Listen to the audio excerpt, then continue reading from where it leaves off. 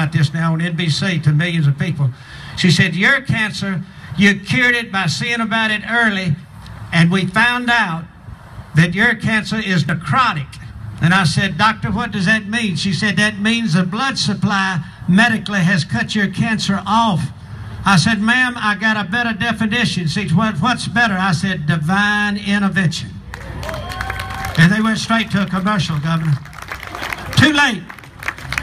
And then they asked me, now, I'll tell you another thing we can give these folks up here a hand for, the Lieutenant Governor and the Governor.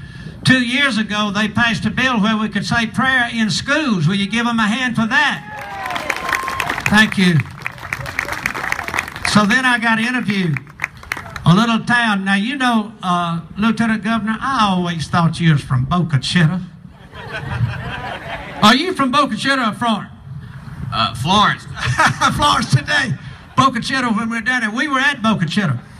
On our television and radio show, Listen Eagle, every Monday night, I got a call about 8 years ago, Governor Tate Reeves, and somebody said, Paul Ott, you got a God, Family, and Country show. I said, I do. Said, I just saw on the news where the Supreme Court says we can't pray this coming Friday night in schools. What are you going to do? I said, I'm going to pray at the first school that calls.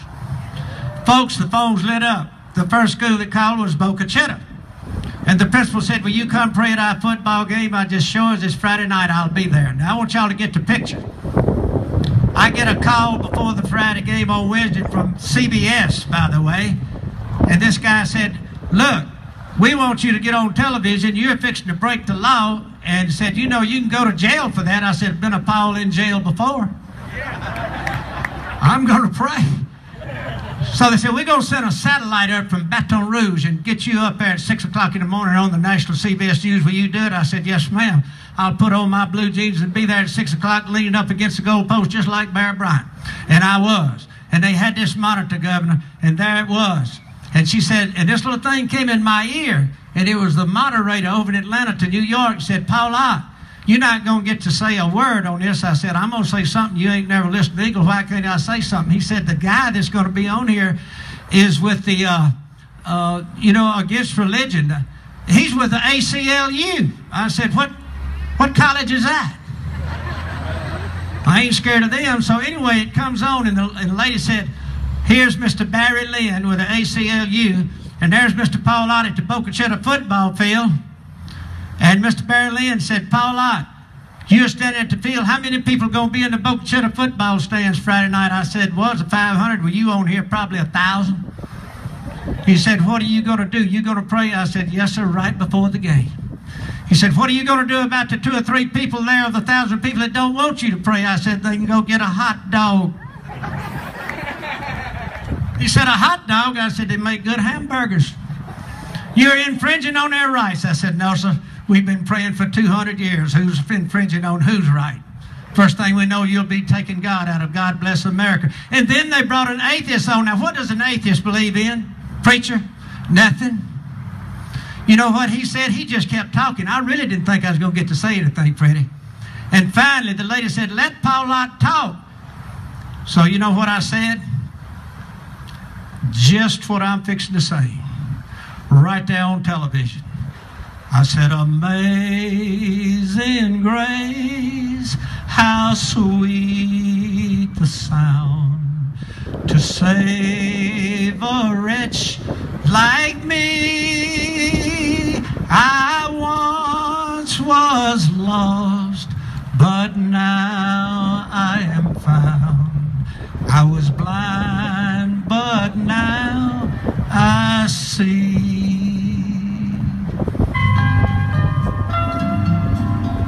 The atheist said, oh my God, he's singing. I said, oh my who? You know, as Jesus walked the dusty shore by the Sea of Galilee, he knew where he was going and what the end would be.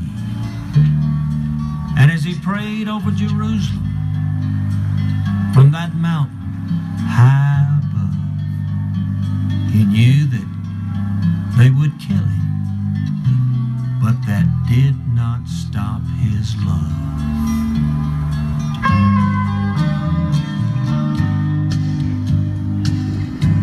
as he hung there on that cross between two thieves that day, one cried out for mercy.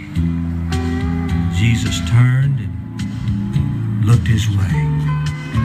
Then he said, I will take you to my Father's house above. Even though he was dying, they could not stop his love. Oh, they could not stop his love. No, they could not stop his love. As his precious blood was flowing, salvation's price was being paid. From that crowd so loud and angry, his gentle voice rose up above. He said, Father, please forgive them, as they tried to stop his love. Can't stop his love, can they, folks?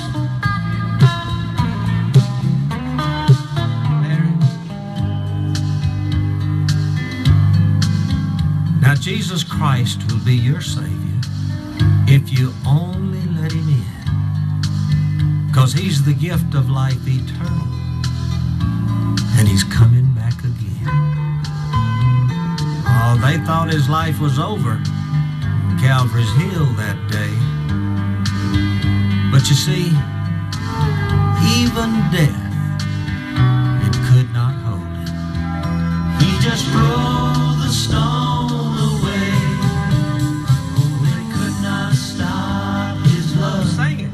No, they could not stop his love. As his precious blood was flowing, salvation's price was being paid. From that crowd so loud and angry, his gentle voice rose up above. He said, Father, please forgive them, as they tried to stop his love. Even though he was dying, they could not stop his